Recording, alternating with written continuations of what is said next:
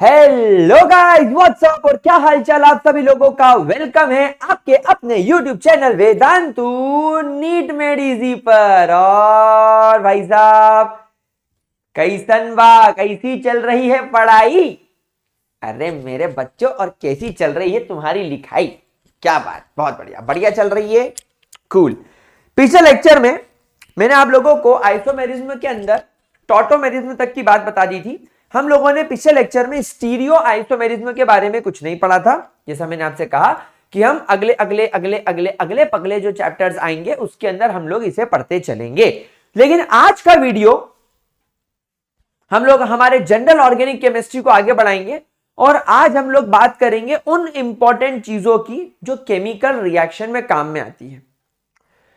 मतलब फंडामेंटल चीजें जो कि केमिकल रिएक्शन को करने में मदद करती हैं, वो चीजें जिनकी वजह से केमिकल रिएक्शन होती है, एक ऑर्गेनिक केमिकल रिएक्शंस होती हैं, किस तरीके से होती हैं, कौन कौन से लोग उसमें पार्टिसिपेट करते हैं, उनका क्या नेचर होता है, किस तरीके से बॉन्ड टूटता है, किस तरीके से बॉन्ड बनता है, कौन कौन से ऐसे इफेक्ट्स हैं जो बॉन्ड को डिस्प्लेस करते हैं, कौन कौन से ऐसे इफेक्ट्स हैं जो किसी आने वाले की प्रेजेंस में होते हैं, वगैरह वगैरह।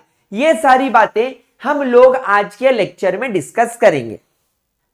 तो मोना डार्लिंग, निकालो अपना सोना। Oh I am sorry Mona darling, निकालो अपनी कॉपी किताबें और गुलजारी लालो। चलो आज अपन एक बहुत ही इंटरेस्टिंग टॉपिक शुरू करने वाले हैं जिसका नाम है fundamental concepts in organic chemical reaction. तो हेडिंग डालेंगे सब लोग, बहुत सुंदर सी, बहुत प्यारी सी, जिसका नाम है फंडामेंटल। वैसे हम सब मेंटल हैं और सबसे बड़ा मेंटल में हूं, लेकिन फिर भी fundamental concepts, fundamental concepts in organic chemical reactions. Fundamental concepts in organic chemical reaction. ओए गुलजारी लाल, बोलो तैयार हो? ओए यार कमेंट सेक्शन में लिखो यार कि सर तैयार है। देखो पिछले लेक्चर में मेरे पैर में लग गई थी, अभी मेरा पैर दुख रहा है हल्का हल्का, लेकिन अभी कंपैरेटिवली ठीक है। लेकिन तुम कितने पापी बच्चे हो ना, पापी हो। मैंने बोला मेरा पैर दुख रहा है करके पढ़ा रहा हूं, एक ने कमेंट सेक्शन में नहीं लिखा कि sir get well soon, sir आपके पैर को क्या हुआ, सर कैसे लगी ना, मतलब ही नहीं है। अरे यार, मतलब यार भाई दिल से बुरा लगता है यार, भाई बुरा लगता है, दिल से बुरा लगता है, बहुत बुरा लगता है। मतलब मैं क्या बताऊं तुमको। चलो ठीक है, कोई बात नहीं, कोई बात नहीं, मत पूछो, मैं बता दूंगा हूं, खुद ही बता दूंगा यार, मैं खुद ही बता दूंगा, उसमें क्या है। उत्तरी यार उत्तरी, मैं तो खुद ही बता दूंगा यार, खुद ही बता दूंगा। आमिर खान हूं मैं, आमिर खान। क्या समझ रहे हो?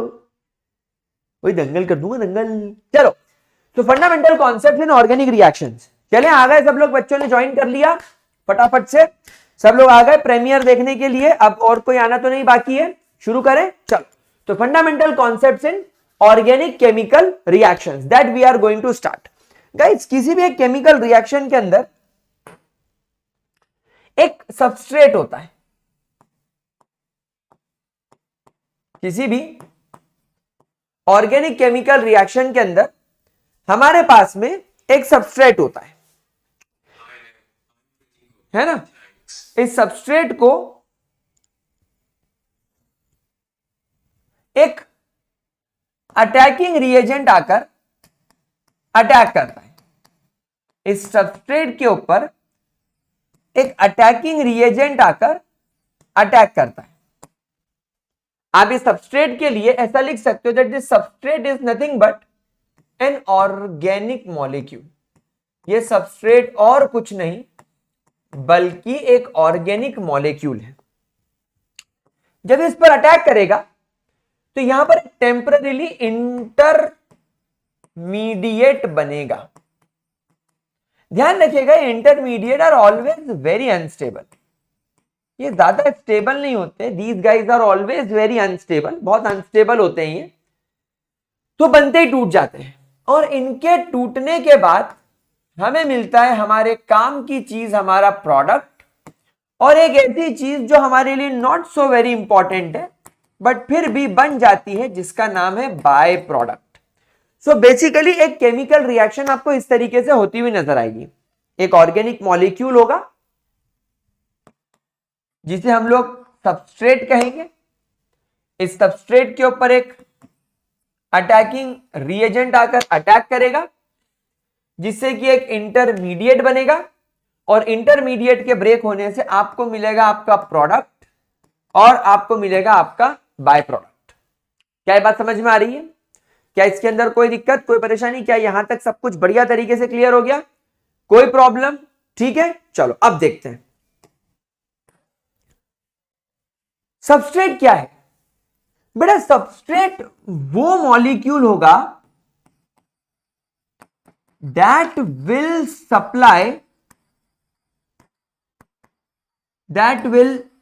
Supply carbon to the new molecule which is being formed in a reaction। यानी आप ये जो केमिकल रिएक्शन कर रहे हो, इस केमिकल रिएक्शन की वजह से ये जो आपका प्रोडक्ट बनेगा, इस प्रोडक्ट में जो कार्बन आ रहा है वो कार्बन ये मॉलिक्यूल सप्लाई करेगा, अटैकिंग रिएजेंट नहीं करेगा। समझ में आ गई बात आप लोगों को? कोई प्रॉब्लम, कोई दिक्कत, कोई परेशानी? चलो, इंटरमीडिएट हाईली अनस्टेबल होता है, प्रोडक्ट वो होगा जो हमारे काम का होगा, प्रोडक्ट वो होगा विच इज बीइंग रिक्वायर्ड और जिसकी हम लोग स्टडी करना चाहते हैं, विच इज बीइंग रिक्वायर्ड और विच इज बीइंग स्टडीड, और बाय प्रोडक्ट दूसरा कुछ प्रोडक्ट होगा जिसकी हमको जरूरत नहीं है हमारी केमिकल रिएक्शन में, बट फिर भी आ गया तो आ गया, क्या करें। फॉर एग्जाम्पल, मैं आपको इसका एक एग्जाम्पल भी करके बताऊंगा, बट पहले जरा इतना देख लो, क्या यहां तक कोई दिक्कत? अच्छा, आपके मन में एक सवाल बिल्कुल सही आया कि सर मान लो कभी अटैकिंग रिएजेंट में भी कार्बन है और ऑर्गेनिक मॉलिक्यूल में भी कार्बन है, ये भी कार्बन सप्लाई कर रहा है, ये भी कार्बन सप्लाई कर रहा है, दोनों के कार्बन जुड़ गए और प्रोडक्ट बना, तो किसको सबस्ट्रेट बोलेंगे? तो स्टार बनाकर पॉइंट लिखेंगे that when both the molecules supplies carbon, then our choice is arbitrary, that is we can choose any of the molecule, as substrate। हम सबस्ट्रेट की तरह इन दोनों में से किसी को भी चूज कर सकते हैं। अटैकिंग रिएजेंट को भी आप सबस्ट्रेट बोल सकते हो और सबस्ट्रेट को भी आप अटैकिंग रिएजेंट बोल सकते हो, क्योंकि दोनों कार्बन सप्लाई कर रहे हैं। बट राइट नाउ हमें तो बस इतना ध्यान रखना है कि सबस्ट्रेट वो होगा जो रिएक्शन में कार्बन सप्लाई करेगा। चलिए इसको एक एग्जांपल से समझाने की कोशिश करता हूं। मान लीजिए कि आपके पास में एक इस प्रकार का मॉलिक्यूल है और NaOH आया। अब आप लोग सब जानते हैं यहां पर क्या होगा, NaOH का Na पॉजिटिव अलग हो जाएगा और OH नेगेटिव अलग हो जाएगा। ये OH नेगेटिव जाकर इस कार्बन पर अटैक करेगा, तो यहां पर ये कार्बन का एक हाइड्रोजन इधर, एक हाइड्रोजन इधर और एक हाइड्रोजन इधर नजर आ रहा है। एक टेम्पररी बॉन्ड से नया OH इस पे अटैच हो गया और ये पुराना Br इस पर लगा हुआ है। अब आप यहां पर खुद देखो कि कार्बन यहां पर टेक्निकली आपको 5 बॉन्ड बनाता हुआ दिख रहा है, कार्बन के आसपास 5 एटम दिख रहे हैं, तो कार्बन कभी भी 5 बॉन्ड तो बनाता नहीं है, तो ये कार्बन का बन गया इंटरमीडिएट। और क्योंकि ये इंटरमीडिएट हाईली अनस्टेबल होगा, ये तुरंत टूट जाएगा। ये तुरंत टूट जाएगा। और ये टूटेगा कैसे, ये Br अल्टीमेटली अलग हो जाएगा, तो ये बन जाएगा CH3 और अब यहां पर जुड़ गया एक OH, तो ये बन गया आपका प्रोडक्ट। यहां से जो Br निकला है ये यहां मौजूद Na पॉजिटिव के साथ मिलकर NaBr बना लेगा, ये बन गया आपका by by by by by by by by by by product. समझ में आ रही बात आपको? अब आप बताओ आपके प्रोडक्ट में कार्बन किसने सप्लाई करा? आपके प्रोडक्ट में कार्बन इस वाले मॉलिक्यूल ने सप्लाई करा, तो ये कहला गया आपका सबस्ट्रेट, और दूसरा वाला हो गया आपका ऑब्वियसली दी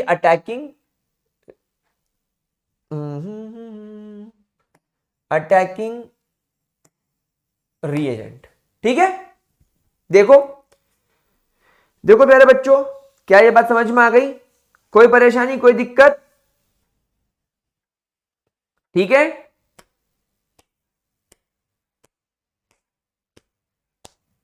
ठीक है, हाँ चलिए तो आगे बढ़े। नाउ एक केमिकल रिएक्शन के अंदर बेसिकली क्या होता है? तो basically in an organic reaction, एक ऑर्गेनिक रिएक्शन के अंदर क्या होता है? तो basically in an organic reaction the covalent bond, obviously यहां पर कोवेलेंट बॉन्ड ही होगा ऑर्गेनिक केमिस्ट्री के अंदर, आयोनिक बॉन्ड्स तो बहुत कम होते हैं। So the covalent bond between carbon और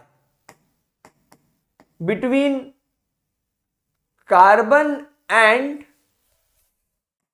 and other atoms is broken, यानी पुराने कोवेलेंट बॉन्ड टूट जाएंगे and new covalent bonds are formed. तो एक केमिकल रिएक्शन के अंदर क्या होगा? पुराने बॉन्ड टूटेंगे और नए बॉन्ड बनेंगे।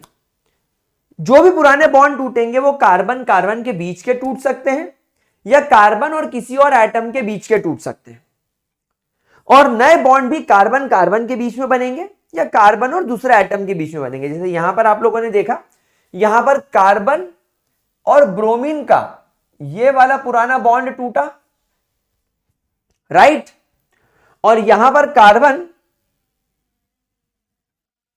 और OH के बीच में एक नया बॉन्ड बना। ये बात हम लोग सब समझ गए, ये बात हम लोग सब जान गए। ठीक है, चलिए अब यहां पर केमिकल रिएक्शन के अंदर हम लोग क्या पढ़ते हैं? सो केमिकल रिएक्शन के अंदर आप लोग बोलोगे कि जो केमिकल रिएक्शन का मैकेनिज्म होता है, सो इन अ रिएक्शन ऐसा बोलना चाहिए that mechanism of a reaction is a study, mechanism of the reaction is the study of what? किसी भी केमिकल रिएक्शन की जब आप स्टडी करते हो, जब भी आप किसी केमिकल रिएक्शन के मैकेनिज्म के बारे में स्टडी करते हो, तो उसके बारे में आप लोग क्या क्या स्टडी करते हो? It is the study of description of the reaction. आपकी केमिकल रिएक्शन का पूरा डिस्क्रिप्शन, कि केमिकल रिएक्शन के अंदर कौन सबस्ट्रेट है, कौन अटैकिंग रिएजेंट है, कौन इंटरमीडिएट है, कौन प्रोडक्ट है, कौन बाय प्रोडक्ट है, सारी डिटेल डिस्क्रिप्शन। डिस्क्रिप्शन के बाद में एनर्जेटिक्स, यानी केमिकल रिएक्शन में जब पुराने बॉन्ड टूटे तो पुराने बॉन्ड टूटने के लिए उन्होंने कितनी एनर्जी अब्सॉर्ब करी, फिर जब नए बॉन्ड बने तो नए बॉन्ड बनने के बाद कितनी एनर्जी छोड़ी, यानी net change in the chemical reaction की एनर्जीज। तो एनर्जेटिक्स के बाद काइनेटिक्स। काइनेटिक्स का मतलब क्या है? स्पीड, मतलब एक केमिकल रिएक्शन ने कितना स्पीड में काम करा, एक केमिकल रिएक्शन ने कितना जल्दी काम करा, कितना स्लो काम करा, ये। एंड बॉन्ड फॉर्मेशंस, किस तरीके के बॉन्ड फॉर्म हुए, एक्सेट्रा। ये सारी की सारी चीजें आप लोग स्टडी करते हो अपनी केमिकल रिएक्शन के मैकेनिज्म में। सो केमिकल रिएक्शन का जो मैकेनिज्म होता है, it is nothing but the study of कुछ कुछ ये सारी चीजें। ठीक है प्यारे बच्चों, ठीक है, देखो, देख लो जरा अच्छे तरीके से, समझ में आ गया। अब हम लोग यहां पर थोड़ा आगे चलेंगे और सबसे पहली सबसे जरूरी बात जो मैंने आपको बताई इस एग्जाम्पल में कि सी और बी आर के बीच का बॉन्ड आपको यहां पर टूटता हुआ नजर आया, और यहां पर Na और OH के बीच का बॉन्ड भी आपको टूटता हुआ नजर आया। तो यहां पर हम लोग ये देखेंगे कि जब कभी भी एक केमिकल रिएक्शन होगी तो बॉन्ड किस तरीके से टूटता है। तो breaking of bond is called as fission of bond. Fission का मतलब होता है ब्रेकिंग, टूट जाना। तो हेडिंग डालेंगे fission, fission of the covalent bonds. हम लोग यहां पर कोवेलेंट बॉन्ड के फिजन के बारे में बात करेंगे। Fission of covalent bond, fission का मतलब क्या होता है, ब्रेक डाउन। आप इसको लिख लीजिए, फिजन का मतलब होता है ब्रेक डाउन, टूट जाना। यहां पर मुझे दो तरीके के फिजन होते हुए नजर आते हैं। पहला फिजन होता है इज द हेटेरोलाइटिक फिजन, और दूसरा टाइप होता है मेरे प्यारे बच्चों हेटेरोलाइटिक फिजन, और दूसरा टाइप होता है मेरे प्यारे बच्चों होमोलाइटिक फिजन। सो कुल मिलाकर अपने जो ऑर्गेनिक केमिस्ट्री में बॉन्ड टूटते हैं वो दो तरीके के टूटते हैं, होमोलाइटिक एंड हेटेरोलाइटिक।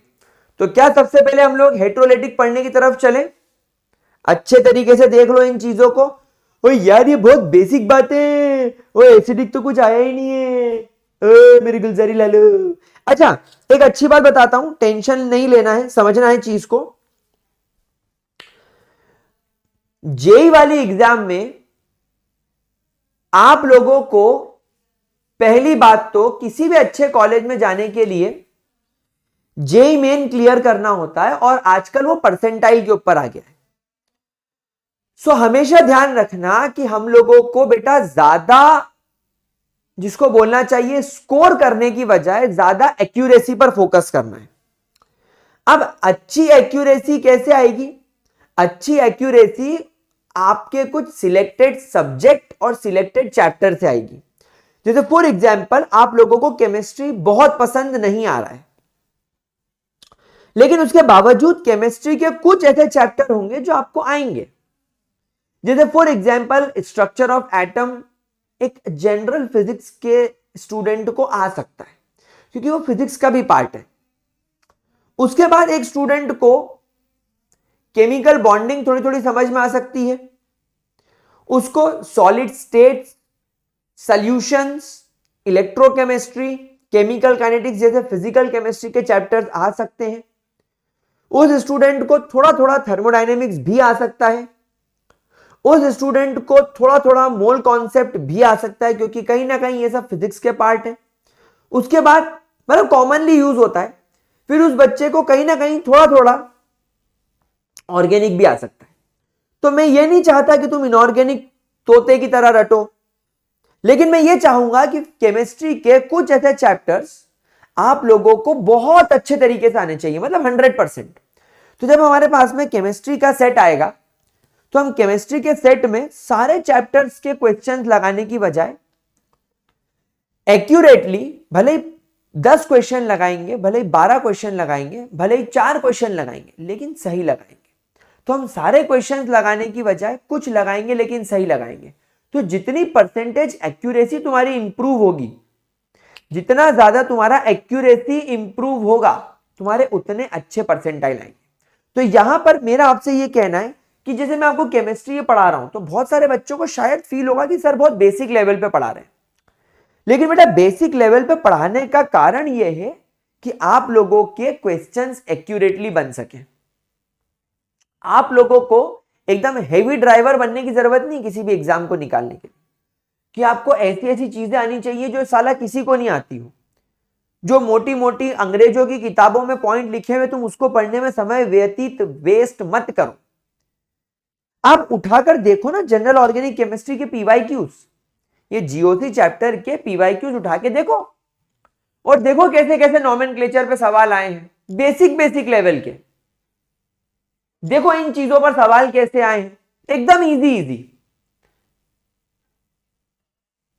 कुछ क्वेश्चन ऐसे बनते हैं जहां पर टॉटोमेरिज में लगेगा, टॉटोमेरिज में भी वो इमाइन ऑक्साइन जैसे बड़े बड़े नाम आएंगे, लेकिन बेटा जब आप लोग अमाइंस नाम का चैप्टर पढ़ोगे तो वो ऑटोमेटिकली नाम आपके सामने आ जाएगा और वहां पर फिर ये वाला कॉन्सेप्ट लगा देना।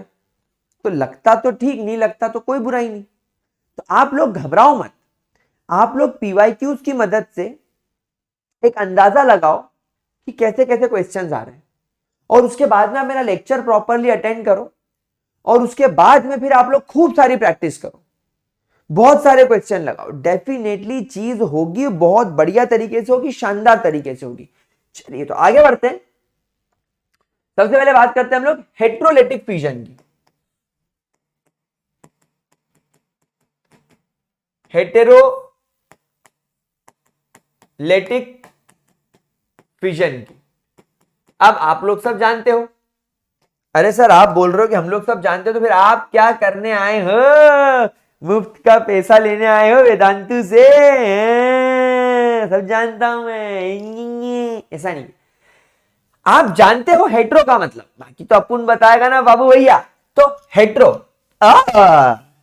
तो ना चट्टा तुमको बताने के लिए आया, अन्ना 24 घंटा चौकन्ना। तो हेट्रोलाइटिक का मतलब क्या होता है मां? हेट्रो का मतलब होता है डिफरेंट,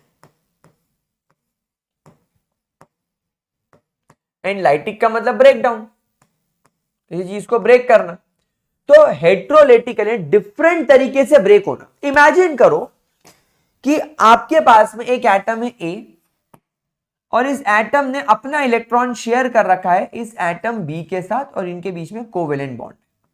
अच्छा आप लोग एक बात बताओ कि क्या आप लोग इलेक्ट्रोनेगेटिविटी का कॉन्सेप्ट जानते हो? क्या आप लोग इलेक्ट्रोनेगेटिव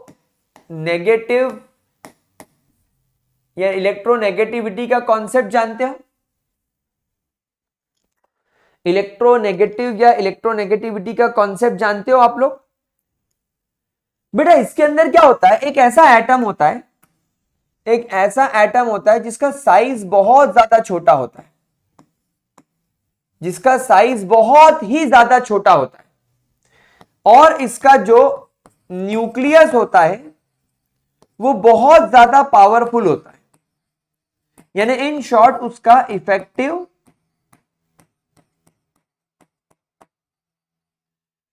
न्यूक्लियस जो होता है, इफेक्टिव न्यूक्लियर साइज या इफेक्टिव न्यूक्लियर पावर, वो बहुत ज्यादा हाई होता है, बहुत इफेक्टिव न्यूक्लियस होता है। तो ये क्या करता है, ये अट्रैक्ट करने की कोशिश करता है टुवर्ड्स इटसेल्फ। यानी ये एटम अपने इलेक्ट्रॉन्स को तो इनका न्यूक्लियस खींच लेता है, लेकिन इन एटम का न्यूक्लियस अपने इलेक्ट्रॉन के साथ साथ पड़ोसी के एटम के इलेक्ट्रॉन को भी अपनी ओर खींचने की कोशिश करता है। जैसे दुनिया का सबसे बड़ा भिखारी है फ्लोरीन, फिर ऑक्सीजन, फिर क्लोरीन। तो इस तरीके के एटम्स आपको इलेक्ट्रोनेगेटिव दिखेंगे। तो इमेजिन करो यहां पर आपका जो बी है it is comparatively more electronegative, तो ए ऑटोमेटिकली क्या हो जाएगा, लेस इलेक्ट्रोनेगेटिव। अब इन्हें म्यूचुअली डिसाइड किया कि तोड़ेंगे, बॉन्ड को तोड़ेंगे। तो ये बी क्या करेगा, ये बी बड़ा बदमाश है, ये बी अपने इलेक्ट्रॉन को तो अपने साथ ले आएगा, लेकिन ये भी इस ए के इलेक्ट्रॉन को भी खींच के अपनी ओर ले आएगा और इस वजह से ये जो बॉन्ड टूटेगा ये अनइवन तरीके से टूटेगा। मतलब एक के पास तो दोनों इलेक्ट्रॉन आ गए और बेचारा एक जो है वो इलेक्ट्रॉन डेफिशिएंट हो गया विद अ पॉजिटिव चार्ज, और क्योंकि इस ए का ये वाला इलेक्ट्रॉन इससे दूर हो गया इसलिए पॉजिटिव चार्ज आ गया, लेकिन बी ने इसके इलेक्ट्रॉन के साथ साथ ये ए के इलेक्ट्रॉन को भी अपने पास लिया है ये, तो बिकॉज ऑफ एक्स्ट्रा इलेक्ट्रॉन इस पर आ गया नेगेटिव चार्ज। समझे बात को? समझ में आई बात आपको? कोई प्रॉब्लम इसके अंदर, कोई दिक्कत? तो टेक्निकली जब कभी भी किसी कोवेलेंट बॉन्ड के अंदर हेट्रोलेटिक फिजन होगा, यू विल ऑब्जर्व कि you will get a cation with a positive charge and you will get anion with a negative charge. तो टेक्निकली हुआ क्या, इसको कैसे शो करेंगे? यहां पर हम एक एरो बनाएंगे और एरो के दो हेड होंगे, ये प्रॉपर एक एरो बनाएंगे और वो एरो का एरो का डायरेक्शन बी की तरफ होगा। ये एरो का डायरेक्शन बी की तरफ होगा, मतलब बी ने अपने इलेक्ट्रॉन के साथ साथ ए के इलेक्ट्रॉन को भी खींच लिया। तो हम क्या बोलेंगे? दैट इन, यहां पर हम क्या लिखेंगे? That in such cases one of the more electronegative atom, one of the more electronegative atom will take away both electrons and becomes anion, while the lesser electronegative atom will become cation because of the loss of electron। समझ में आया पूरा case? क्या आप लोगों को ये वाला पूरा केस समझ में आया? मेरे प्यारे बच्चों ध्यान से इसको देख लो, it is very easy, it is very easy. ठीक है? अच्छा, यहां पर एक बात और बताओ, क्या आप इस बात को समझ रहे हो कि B कंपैरेटिवली ज्यादा इलेक्ट्रोनेगेटिव है, तो B always carries a partial negative charge. भाई आपने इलेक्ट्रोनेगेटिविटी वाले कॉन्सेप्ट में पढ़ा हुआ ना कि अगर A और B के बीच में एक बॉन्ड है और ये B जो है ये इलेक्ट्रॉन्स को अपनी ओर खींच रहा है, तो B पर पार्शियल नेगेटिव चार्ज आ जाएगा और A पर पार्शियल पॉजिटिव चार्ज आ जाएगा। So technically it is a polar molecule. So basically it is a polar molecule. तो यहां पर एक बात और ध्यान रखेंगे, दैट दिस हैपेंस, यानी ये जो आपका हेट्रोलेटिक फिजन होता है, दिस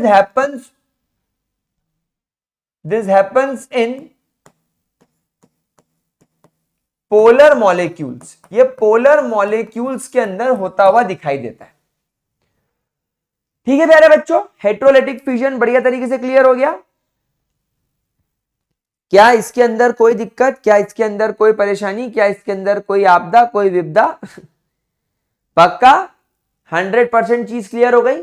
चलिए हेट्रोलेटिक फिजन के बाद में देन बिना टाइम वेस्ट करे हम लोग चलते हैं हमारे होमोलेटिक फिजन की तरफ। Homolytic fission, homolytic fission. अब यहां पर ध्यान से इस बात को समझना, यहां पर होमो का मतलब हो गया सेम, एंड लेटिक का मतलब तो आप लोग जानते हो ब्रेक डाउन, यानी ब्रेक होना। सो होमोलेटिकली अगर कोई चीज टूट जाए, देखो इसको ध्यान से समझते हैं। तो मानो अपने पास में एक ए नाम का एटम है और एक बी नाम का एटम है और इन दोनों के बीच में अपन ने एक बॉन्ड देखा। अब यहां पर मोस्टली क्या होता है कि इन दोनों एटम की इलेक्ट्रोनेगेटिविटी सेम होती है। तो यहां पर स्टार बनाकर एक पॉइंट लिखेंगे that mostly both the atoms mostly both the atoms have the same electronegativity। और कई बार तो ये देखा जाता है कि दोनों सेम टाइप के होते हैं, ये देखा जाता है कि दोनों सेम टाइप के ही होते हैं। तो अब यहां वाले केस में क्या होगा कि ये बी बोलेगा कि मैं मेरा इलेक्ट्रॉन लेकर जाता हूं, ओके बॉस, अपुन चलता है, तो ये बोलेगा ओके बॉस, अपुन भी चलता है, तू तेरे रास्ते में मेरे रास्ते, रास्ते वास्ते रास्ते। तो यहां पर आपको दिखेगा कि ए अपना इलेक्ट्रॉन लेकर आ गया और बी अपना इलेक्ट्रॉन लेकर आ गया। अब यहां पर आप देख रहे हो एटम विथ अनपेयर्ड इलेक्ट्रॉन्स, ऐसो को बोला जाता है फ्री रेडिकल्स, ऐसो को बोला जाता है फ्री रेडिकल्स। तो होमोलेटिक फिजन के अंदर you will observe the formation of free radical, you will observe the formation of free radicals. ये फ्री रेडिकल्स हाईली अनस्टेबल होते हैं क्योंकि ये एटम्स के पास में एक अनपेयर्ड इलेक्ट्रॉन होता है और ये चाहेंगे कि हमारा अनपेयर्ड इलेक्ट्रॉन जल्दी से किसी के साथ में पेयरिंग कर ले ताकि हम जल्दी से एक स्टेबल मॉलिक्यूल बना लें। क्या बात समझ में आ रही है आप लोगों को? क्या इसके अंदर किसी भी तरीके की कोई भी दिक्कत? पक्का एक एग्जाम्पल से इसको समझाता हूं। आपको पता है अपने आसपास अर्थ को स्ट्रेटोस्फेयर के अंदर एक लेयर ने अल्ट्रावायलेट रेज जो सन से आ रही है उससे प्रोटेक्ट करने का काम किया है। कौन है वो लेयर? ओजोन। Very good. अब एक बात बताओ, आपको क्या लगता है कि जो ओजोन लेयर है वो भगवान ने, या जब हमारी अर्थ फॉर्म हो रही होगी तो एक बार जो ओजोन लेयर बन गई काम खत्म हो गया क्या? आपको ऐसा लगता है कि एक बार ओजोन लेयर बन गई सो बन गई, अब कुछ नहीं हो सकता? तो ऐसा नहीं है। एक्चुअली सन से आने वाली अल्ट्रावायलेट रेस हमारे स्ट्रेटोस्फेयर में मौजूद ऑक्सीजन, हमारे स्ट्रेटोस्फेयर में मौजूद ऑक्सीजन, देखो मैं ऑक्सीजन का लुईस डॉट स्ट्रक्चर बना रहा हूं, ये देखो, ये जब इस ऑक्सीजन के मॉलिक्यूल पर अल्ट्रावायलेट रेस आकर गिरती है तो ये अल्ट्रावायलेट रेस इसको होमोलेटिकली तोड़ देती है एंड यहां पर आप लोगों को दिखते हैं ऑक्सीजन के एटम, जिसमें आपको एक नहीं बल्कि दो अनपेयर्ड इलेक्ट्रॉन दिख रहे हैं जिनको मैंने व्हाइट कलर से बनाया। तो ये ऑक्सीजन का फ्री रेडिकल हो गया, ये ऑक्सीजन का फ्री रेडिकल हो गया। This is the free radical of oxygen. अब क्या होता है, ये ऑक्सीजन के फ्री रेडिकल जैसा मैंने आपसे कहा हाईली अनस्टेबल होते हैं, तो ये ऑक्सीजन का फ्री रेडिकल ऑक्सीजन गैस के साथ कंबाइन करके O3 यानी ओजोन बना लेता है। इसका मतलब यह है कि रोज हमारी ओजोन गैस, ओजोन लेयर बनती है और रोज हमारी ओजोन लेयर टूटती है सन की अल्ट्रावायलेट रेस की वजह से। यानी सन की अल्ट्रावायलेट रेस ही ओजोन बनाती भी है और वही ओजोन तोड़ती भी है। लेकिन इस प्रोसेस के अंदर आपने ये ऑब्जर्व कर लिया कि फ्री रेडिकल क्या होता है। अब आप देखो ये फ्री रेडिकल इतना अनस्टेबल है, इतना अनस्टेबल है, इतना अनस्टेबल है कि ये जाकर ऑक्सीजन मॉलिक्यूल के अंदर ही घुस गया। मतलब ऑक्सीजन मॉलिक्यूल जो अपने आप में काफी ज्यादा स्टेबल है, देखो काफी ज्यादा स्टेबल है, oxygen molecule is very stable. एक स्टेबल मॉलिक्यूल के अंदर ये ऑक्सीजन घुस गया, ये ऑक्सीजन का फ्री रेडिकल घुस गया और उसने ओजोन बना लिया। तो क्या आपको फ्री रेडिकल समझ में आया क्या होता है? क्या आप लोगों को फ्री रेडिकल देखने में समझ में आया? एक एग्जाम्पल और बताता हूं फ्री रेडिकल का कि फ्री रेडिकल आपको कैसा दिखेगा। एक एग्जाम्पल और लेते हैं। मान लीजिए आपके पास में क्लोरीन है, क्लोरीन का 1 2 3 4 5 6, ये क्लोरीन का 1 2 3 4 5 6, और इन दोनों ने अपना एक एक इलेक्ट्रॉन इस तरीके से शेयर कर रखा है। अब जैसे ही इस पर आपने लेट से अल्ट्रावायलेट रेस गिराई, ये होमोलेटिकली टूटेगा, मतलब ये अपना इलेक्ट्रॉन लेगा, ये अपना इलेक्ट्रॉन लेगा। जैसे यहां पर होमोलेटिकली टूटा तो आपके ये वाले ऑक्सीजन ने अपना इलेक्ट्रॉन ले लिया और ये वाले ऑक्सीजन ने अपना इलेक्ट्रॉन ले लिया। तो यहां पर यू विल ऑब्जर्व क्लोरीन 1 2 3 4 5 6, ये क्लोरीन 1 2 3 4 5 6, और ये एक एटम का अनपेयर्ड इलेक्ट्रॉन और ये एक एटम का अनपेयर्ड इलेक्ट्रॉन। तो ये बन गए आपके क्लोरीन के 2 फ्री रेडिकल। इनफैक्ट जनरली लोग पता है कैसे लिखते हैं फ्री रेडिकल को, सिर्फ क्लोरीन लिखेंगे और ऊपर एक डॉट लगा देंगे, सिर्फ क्लोरीन लिखेंगे और ऊपर एक डॉट लगा देंगे, ये भी फ्री रेडिकल है। मतलब हम लोगों को फ्री रेडिकल में केवल अनपेयर्ड इलेक्ट्रॉन ही दिखाना होता है, केवल अनपेयर्ड इलेक्ट्रॉन ही दिखाना होता है फ्री रेडिकल।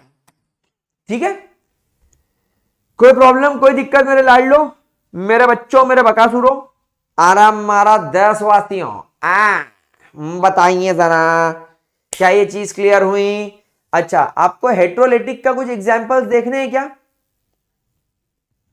चलो हेट्रोलिटिक का आपको एक एग्जांपल दिखा देता हूं ताकि आप लोगों को कंफ्यूजन ना क्रिएट हो। वैसे तो नहीं होगा पर फिर भी समझ लेते हैं। तो मान लीजिए अपने पास में कार्बन है, ये जुड़ा हुआ है क्लोरीन के साथ, यहां पर एक H है, यहां पर एक H है, यहां पर एक H है।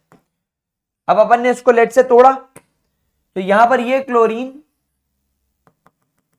इस कार्बन के साथ में इस तरीके से बॉन्ड तोड़ेगा और ये क्लोरीन के पास में एक अपना इलेक्ट्रॉन आ गया और एक ये कार्बन का इलेक्ट्रॉन आ गया, इसलिए इसने नेगेटिव चार्ज ऑक्यूपाई कर लिया और ये कार्बन पर आ गया इधर एक पॉजिटिव चार्ज और इसके पास में ये 3 हाइड्रोजन आ गए। तो ये बन गया आपका मेथाइल कैटायन और ये बन गया आपका chlorine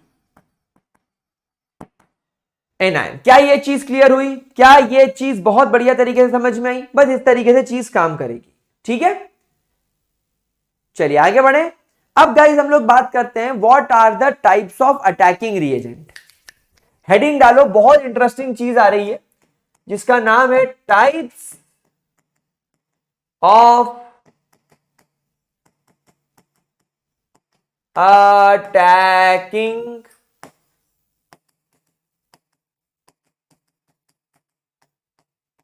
reagent. Types of attacking reagent. अब हम यहां पर बात करेंगे टाइप्स ऑफ अटैकिंग रिएजेंट के बारे में। कौन कौन से टाइप के अटैकिंग रिएजेंट होते हैं? अगला यार तो मुझे पता ही नहीं था, मेरा जादू ने कितने सारे अटैकिंग रिएजेंट को बनाया, मैं मदद नहीं करूंगा तो कौन करेगा?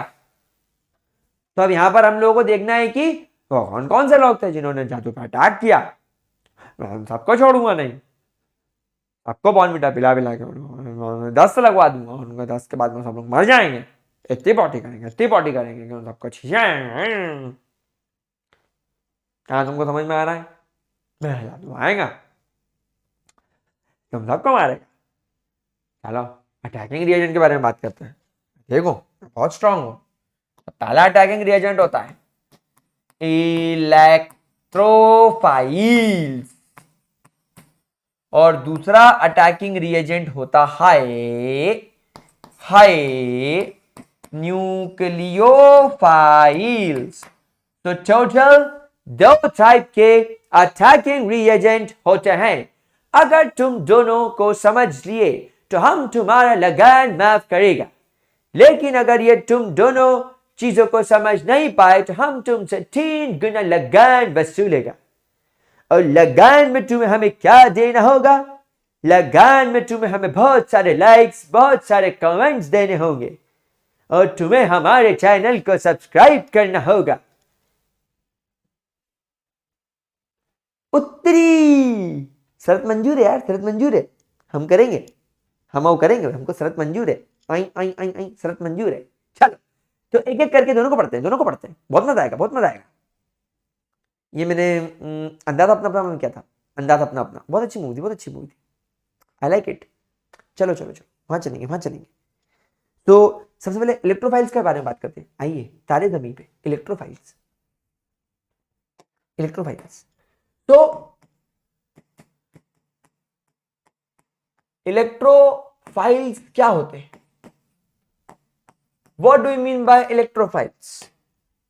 तो मेरे प्यारे बच्चों, इलेक्ट्रो का मतलब होता है इलेक्ट्रॉन्स और electrons are always negatively charged. And philes का मतलब होता है लविंग, मतलब ये वो स्पीशीज होंगे जिन्हें इलेक्ट्रॉन पसंद होगा, जिन्हें नेगेटिव चार्ज पसंद होगा। So basically electrophiles are Electrophiles are those species that carries a positive charge. समझ में आई बात? That always carries a positive charge, और या तो इनके पास में पॉजिटिव चार्ज होगा और आर इलेक्ट्रॉन डेफिशिएंट, यानी या तो इनके ऊपर पॉजिटिव चार्ज होगा या इनके पास में इलेक्ट्रॉन्स की कमी होगी, are called as electrophiles. That is why they are called as electrophiles. यानी इलेक्ट्रोफाइल्स नेगेटिव चार्ज को पसंद करने वाली वो स्पीशीज है जो या तो पॉजिटिव चार्ज कैरी करती है या वो इलेक्ट्रॉन की कमी रखती है. क्या ये बात समझ में आई? यस और नो गाइस? यस और नो गाइस? पक्का? चलिए इसके अपन कुछ एग्जाम्पल्स लेते हैं. एग्जाम्पल से चीज ज्यादा बेहतर तरीके से समझ में आएगी. जैसे कि H पॉजिटिव है ये इलेक्ट्रॉन लविंग स्पीशीज? बिल्कुल सर. मान लीजिए आपके पास में आ जाए H2O with a positive charge. तो आप देखो यहां पर आपके ऑक्सीजन के पास में एक पॉजिटिव चार्ज आ गया, मतलब डेफिनेटली एक इलेक्ट्रॉन लविंग स्पीशीज हो गई. मान लीजिए कभी कुछ ऐसा हो जाए जो आप आगे केमिस्ट्री में देखोगे कि आपके क्लोरीन के ऊपर पॉजिटिव चार्ज आ जाए. ये बहुत बार आता है. ऐसा थोड़ी कि क्लोरीन गुंडा है, इलेक्ट्रोनेगेटिव है, तो इस पर कभी पॉजिटिव चार्ज नहीं आएगा. ऐसी कई केमिकल रिएक्शंस में तुमको दिखाऊंगा जिसके अंदर क्लोरीन के ऊपर क्लियरली पॉजिटिव चार्ज आएगा. उसके बाद CH3 पॉजिटिव मिथाइल केटायन. ये तो मिथाइल केटायन आपको अभी मैंने बनाकर दिखाया था शायद. यहां पर ये देखो, ये मिथाइल केटायन बना ना, तो ये देखो ये पॉजिटिव चार्ज हो गया. हाँ, यहां क्लोरीन पर नेगेटिव चार्ज आया, लेकिन मैं इस रिएक्शन की बात नहीं कर रहा हूं. ऐसी और भी कई रिएक्शन है जिसमें कभी कभी क्लोरीन नेगेटिव चार्ज की जगह पॉजिटिव चार्ज ले लेता है. तो वो सारी बातें अपन करेंगे, धीरे धीरे समझेंगे. पर अभी आपने देखा मिथाइल केटायन कैसे बना. मिथाइल केटायन के बाद और एक एग्जांपल तुमको बताता हूं, NO2 पॉजिटिव. NO2 positive. तो बेसिकली ये सारे species have positive charge. These are positive charge containing species. Positive charge containing species. और अब मैं बताऊं इलेक्ट्रॉन डेफिशिएंट स्पीशीज के बारे में. गाइस, क्या आप लोगों ने कभी ल्यूविस एसिड्स के बारे में सुना है? Lewis acids are basically electron pair acceptors. Lewis acids वो मॉलिक्यूल्स होते हैं जो इलेक्ट्रॉन पेयर को एक्सेप्ट करते हैं. These are electron pair acceptors. जैसे फॉर एग्जाम्पल मैं आपको बताऊं बोरॉन. भाई बोरॉन के आउटर मोस्ट शेल में हम लोग जानते हैं कि 3 इलेक्ट्रॉन्स होते थे. अब अगर ये बोरॉन के पास में एक फ्लोरीन इधर आ जाए, अपना इलेक्ट्रॉन लेकर बॉन्ड बना ले, एक फ्लोरीन इधर आ जाए, इलेक्ट्रॉन लेकर अपना बॉन्ड बना ले, और एक फ्लोरीन इधर आ जाए, अपना इलेक्ट्रॉन लेकर और बॉन्ड बना ले. तो now what you will observe कि आपके फ्लोरीन के पास में तो ठीक है अपना ऑक्टेट पूरा कर लिया उसने, लेकिन ये बोरॉन का क्या बोरॉन का ऑक्टेट पूरा हुआ? क्या बोरॉन के आउटर मोस्ट शेल में 6 इलेक्ट्रॉन्स पूरी तरीके से आ गए? बिल्कुल भी नहीं आए. कतापी नहीं आए, बिल्कुल भी नहीं आए. तो यहां पर आपने देखा कि बोरॉन का ऑक्टेट पूरा नहीं हुआ. बोरॉन के पास में केवल 6 इलेक्ट्रॉन्स ही हैं, केवल और केवल 6 इलेक्ट्रॉन्स ही हैं वैलेंस शेल के अंदर. There are only 6 electrons in the valence shell. इसका मतलब यह है कि इसको अभी 2 इलेक्ट्रॉन्स की जरूरत है अपना ऑक्टेट पूरा करने के लिए. इसका मतलब है कि 2 इलेक्ट्रॉन एक्सेप्ट करेगा. 2 इलेक्ट्रॉन एक्सेप्ट करेगा. 2 इलेक्ट्रॉन मिलकर ही तो एक पेयर बनाते हैं. 2 जूते मिलकर एक जोड़ी जूता बनाते हैं ना, तो ये एक इलेक्ट्रॉन पेयर एक्सेप्ट करेगा. तो बन गया ये इलेक्ट्रॉन पेयर एक्सेप्टर. इसलिए BF3 एक लुईस एसिड है. तो ऐसी स्पीशीज भी इलेक्ट्रोफाइल्स कहलाती है. जिनके ऑक्टेट इनकम्प्लीट होते हैं, जिनके ऑक्टेट इनकम्प्लीट होते हैं, जिनके आउटर मोस्ट शेल में 8 इलेक्ट्रॉन्स नहीं होते। तो यहां पर हम कुछ एग्जांपल्स ये भी लेंगे, जैसे AlCl3, ये एक लुईस एसिड है, इसका ऑक्टेट पूरा नहीं है। FeCl3 में ऑक्टेट पूरा नहीं होता, FeBr3 में ऑक्टेट पूरा नहीं होता, BF3 में ऑक्टेट पूरा नहीं होता। इन्हें इलेक्ट्रॉन डेफिशिएंट स्पीशीज के नाम से जाना जाता है, विच आर ल्यूइस एसिड्स, जिन्हें ल्यूइस एसिड की कैटेगरी में रखा जाता है। These are Lewis acids. समझ में आई प्यारे किडीज? किडीज एक एग्जांपल और ले लो, SO3, ये कई बार पूछा जाता है। तो ये आपके इलेक्ट्रोफाइल्स के बारे में पूरी इंफॉर्मेशन हो गई। बोलो हाँ, अरे हाँ बोलो भाई, हाँ बोलो, जग में अपना नाम बोलो फटाफट, हाँ बोलो। मेरे को तुमसे पूछने का है कि क्या तुमको समझ में आया?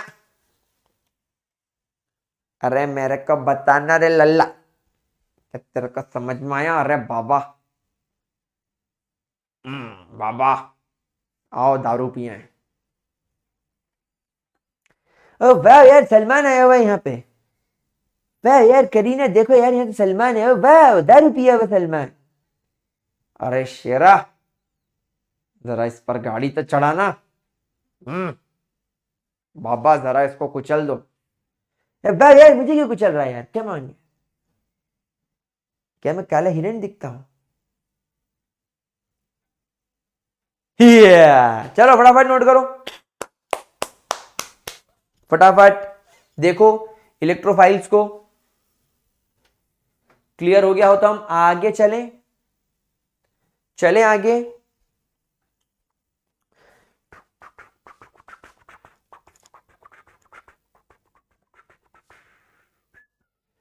Stop that ham you want in the plane।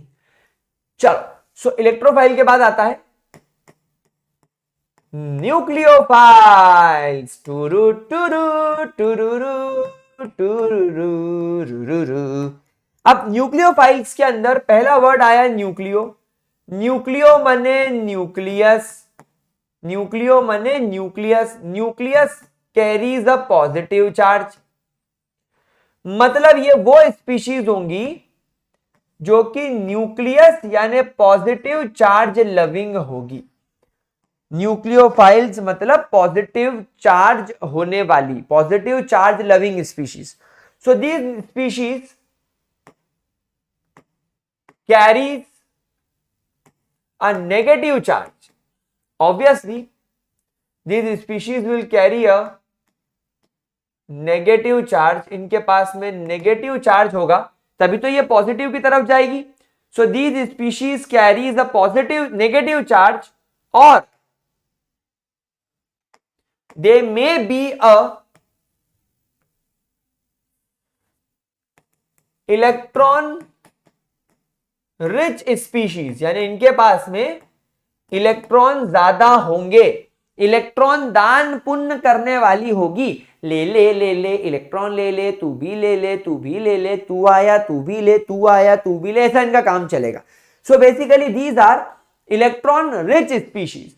ठीक है, अब आप लोग सब जानते हो कि हमारे पास में कुछ होते हैं Lewis base.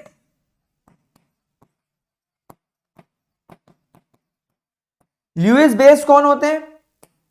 Lewis base are electron pair donors, they are electron pair donors.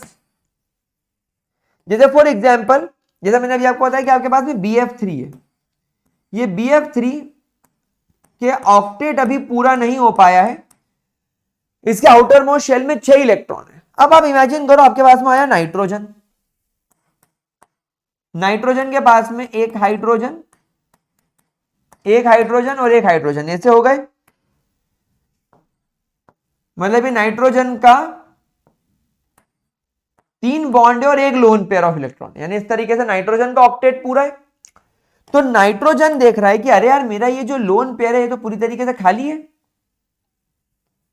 ये लोन पेयर का कोई काम नहीं है। तो ये अपना लोन पेयर बोलेगा इस ब्रोमीन को, सॉरी बोरॉन को, कि चल तू शेयरिंग में ले ले, मतलब तू दुनिया को बता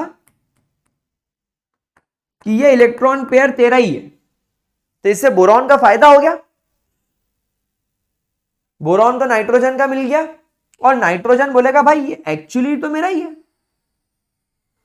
एक्चुअली तो काके ये मेरा ही है। तो यहां पर नाइट्रोजन क्या बन गया, ये बन गया ना इलेक्ट्रॉन पेयर डोनर, बन गया ना इलेक्ट्रॉन पेयर डोनर। आ रही बात समझ में? तो ये हो गया आपका Lewis base, this becomes your Lewis base. समझ में ही बात आप लोगों को? तो यहां पर अपन इसके एग्जांपल्स अगर लें तो कौन कौन से एग्जांपल्स ले सकते हैं जो नेगेटिवली चार्ज है, जैसे आपका OH नेगेटिव, आपका F negative, Cl negative, Br negative, I negative, S die negative, O die negative. भाई ये सारे आपके नेगेटिवली चार्ज होते हैं। देन आपका मोस्ट कॉमनली केमिस्ट्री में Cn नेगेटिव, देन आपका RCOO नेगेटिव, आपका R या आपका O R नेगेटिव, ये सब आपके नेगेटिवली चार्ज स्पीशीज है, सब न्यूक्लियस लविंग है, सबको पॉजिटिव चार्ज पसंद है। और एग्जांपल अगर मैं बताऊं आपको इलेक्ट्रॉन रिच स्पीशीज का, तो आपका वाटर, आप देखो वाटर में ऑक्सीजन के पास में 2 लोन पेयर है, तो यहां पर ये लोन पेयर डोनेट करेगा। यहां पर मैंने H2O के ऊपर पॉजिटिव चार्ज लगाया था, मतलब यहां पर H2O का एक लोन पेयर तो है, एक इलेक्ट्रॉन पेयर गायब हो गया है, इसका एक इलेक्ट्रॉन गायब हो गया, इसलिए ये पॉजिटिवली चार्ज है। और अगर यहां पर गायब नहीं हुआ है तो ये नेगेटिवली चार्ज, मतलब इलेक्ट्रॉन रिच स्पीशीज की कैटेगरी में आएगा। ये देखो अमोनिया, अमोनिया इसका बेस्ट एग्जांपल है। उसके अलावा अगर आपके नाइट्रोजन के साथ में 3 हाइड्रोजन की जगह 3 अल्काइल ग्रुप हो जाए, तो ये भी सेम ही तरीके की चीज है, ये भी एकदम सेम कैटेगरी में आएगा। उसके बाद आपका ईथर्स ROR, जिसमें ऑक्सीजन के पास में एक और एक लोन पेयर होते हैं, तो ये सारे आपके न्यूक्लियोफाइल्स की कैटेगरी में आ जाएंगे। All of them are categorised under nucleophiles. देख लो जरा इसको अच्छे तरीके से, देख लो।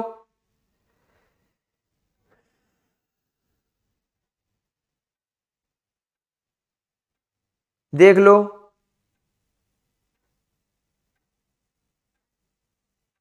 देख लो, देख लो, देख लो, देख लो। कोई परेशानी हो तो पूछ लो, कोई दिक्कत आ रही हो तो समझ लो।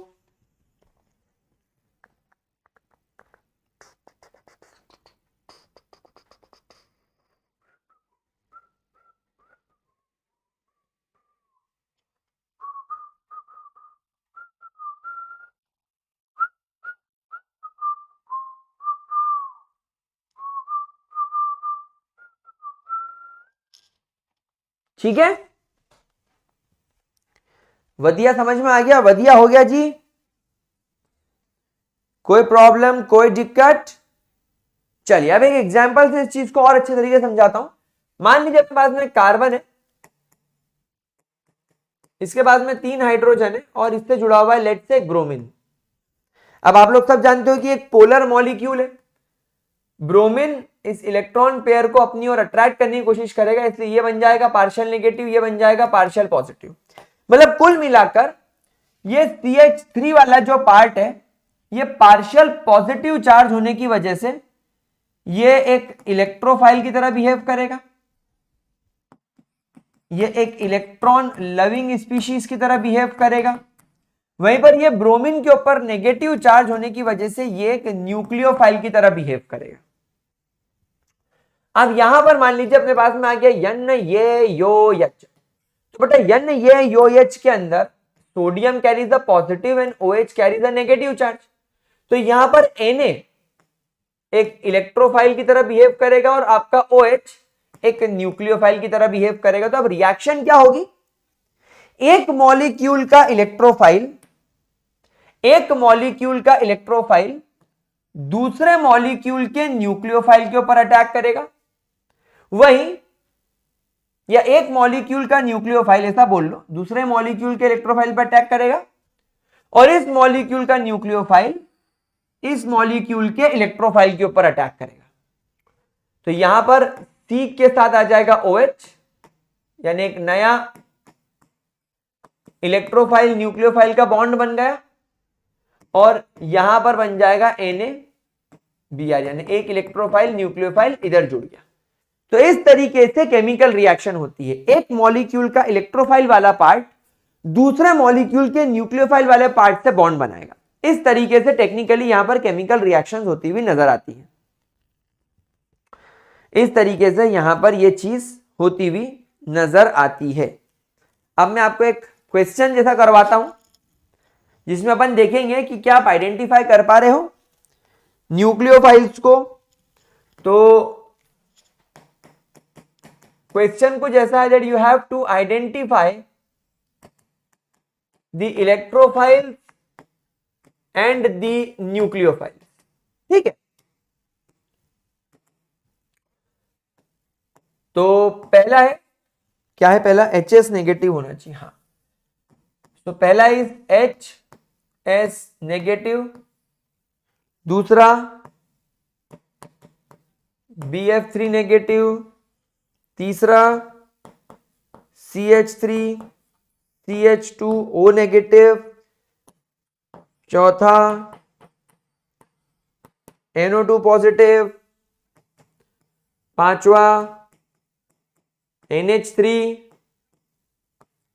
छठा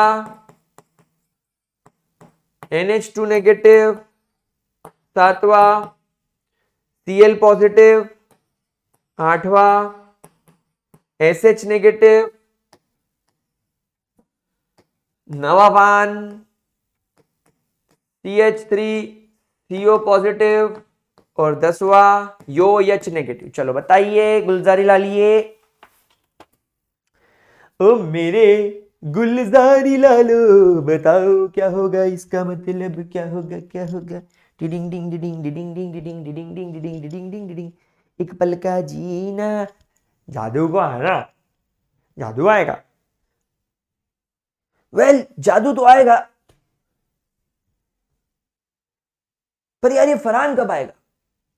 और यार ये फरहान को मैंने बोला यार कि डॉन 3 में शाहरुख को कास्ट कर, तो फरहान बोलता नहीं। वेल यार, शाहरुख को मैंने बोला था कि आप डॉन 3 कर लो, बट यू नो यार उन्हें मना कर दिया। तो यार मैं क्या करता, इसलिए मुझे कार्टून को लेना पड़ा। कम से कम बच्चे ही देख लेंगे कार्टून मूवी समझ के। वेल यार Farhan, I don't think it's a good idea. I don't think it's a good idea. Ha, yeah. Ha, I understand. Ha. But you know, dude मुझे ले लेता यार. I can do much better acting. Why Ranveer Singh?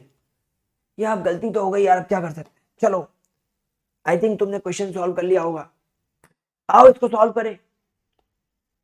आत्मा है नीला क्यों, पानी गीला गीला क्यों। HS negative, negative charge, negative जाएगा पॉजिटिव के पास। पॉजिटिव होता है न्यूक्लियस, यानी ये न्यूक्लियोफाइल है। BF3 नेगेटिव भी न्यूक्लियोफाइल है, ये भी न्यूक्लियोफाइल है, लेकिन इस पर पॉजिटिव चार्ज है। पॉजिटिव जाएगा नेगेटिव के पास। नेगेटिव होता है इलेक्ट्रॉन, यानी ये इलेक्ट्रॉन लविंग स्पीशीज है, इलेक्ट्रोफाइल। इस पर भी लोन पेयर इलेक्ट्रॉन है, lone pair donor electron rich है। जिसका इलेक्ट्रॉन ज्यादा है वो उसके पास जाएगा, जिसका इलेक्ट्रॉन कम है यानी पॉजिटिव, तो ये भी न्यूक्लियोफाइल है, ये भी न्यूक्लियोफाइल है, ये इलेक्ट्रोफाइल है, ये न्यूक्लियोफाइल है, इलेक्ट्रोफाइल, न्यूक्लियोफाइल। और यार दिस इज वेरी इजी, समझ पाए आप लोग? क्या आपको इसके अंदर कोई दिक्कत, कोई परेशानी किसी भी तरीके की? जरा ध्यान से देख लीजिए, फटाफट देखो यार। अगर यार इसके अंदर कोई दिक्कत नहीं आ रही हो तो हम आगे चलें। फटाफट देखो, देख लिया मेरे प्यारे बच्चों? इतने क्वेश्चंस के अंदर कोई परेशानी? चलिए, तो अब थोड़ा सा आप रिएक्शन के फंडामेंटल समझ गए हैं, न्यूक्लियोफाइल इलेक्ट्रोफाइल को पहचानना सीख गए हैं। तो अगर अब हम लोगों को इतना समझ में आ गया है, तो अब इसके आगे की बात गाइस हम लोग अगले लेक्चर में करेंगे, क्योंकि देखो इंडक्टिव इफेक्ट, हाइपर कॉन्जुगेशन और रेजोनेंस, ये तीन इंपॉर्टेंट चीजें बच रही हैं। इनफैक्ट जब हम लोग हाइपर कॉन्जुगेशन करेंगे तो उसके अंदर हमको केटायन, फ्री रेडिकल, अल्कीन्स, इनकी स्टेबिलिटी के प्रायोरिटी ऑर्डर्स, ये सारी चीजें भी समझना है। तो वो लेक्चर भी हमको एक लेना है, तो that we will discuss in the next lecture, यानी कि टुमारो। सो आज का लेक्चर हम 1 घंटे में ही खत्म कर रहे हैं। सो आज आप लोग हो रहे हो बहुत जल्दी फ्री, तो thank you so much for watching, see you in the next lecture, bye bye. लेकिन लेक्चर खत्म करने से पहले आपको क्या करना है, क्या करना है आपको हमारे वीडियो को लाइक करना है, दोस्तों के साथ में शेयर करना है, और अगर चैनल पर नए हो तो सब्सक्राइब करना है, एंड नाम याद रखना है मृत्युंजय पंड्या। तो मेरे प्यारे बच्चों, अपने मृत्युंजय सर के लेक्चर्स को इतना ज्यादा प्यार देने के लिए थैंक यू सो मच। लेकिन आप लोगों को इसे शेयर भी करना होगा अपने सारे दोस्तों के साथ, टेलीग्राम चैनल पर, हर जगह पर इसको फैला दो, शेयर कर दो। बाकी बातें अगले लेक्चर में, तब तक के लिए tata bye bye, take care, signing of.